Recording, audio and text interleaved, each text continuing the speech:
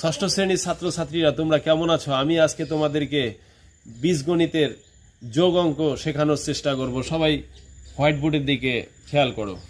আমরা আগে অঙ্ক সাজিয়ে ফেলি। থ্রাইস এ প্লাস 4b, এর নিচে যদি আমরা আবার লিখি টয়েস এ প্লাস 5b, ছোট যোগ দিয়ে তোমাদেরকে দেখাই, তাহলে তোমাদের পরবর্তী যোগগুলো করতে সহজ হবে। সাধারণভাবে একটা জিনিস জানবে, বোঝার চেষ্টা করবে, যোগ করার সময় সব সময় সহজভাবে নেবে। যে এখানে আছে কয়টা বি? 4টা বি। আর এখানে আছে কয়টা বি? 5টা বি। তো 4টা বি আর 5টা বি যোগ করলে 9টা বি হয়।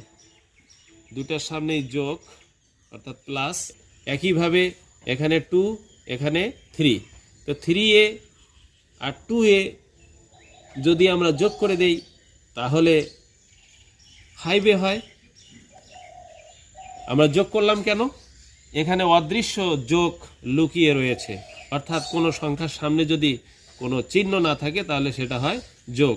অর্থাৎ 3-র সামনে কোনো চিহ্ন নাই, যোগ। 2-এর সামনেও কোনো চিহ্ন নাই, এটাও যোগ। 3টা এ আর 2টা এ যোগ করলে 5টা এ হয়। আমাদের অ্যান্সার রেডি। আমার এই সহজ ভাষার অঙ্ক বুঝতে পেরেছ?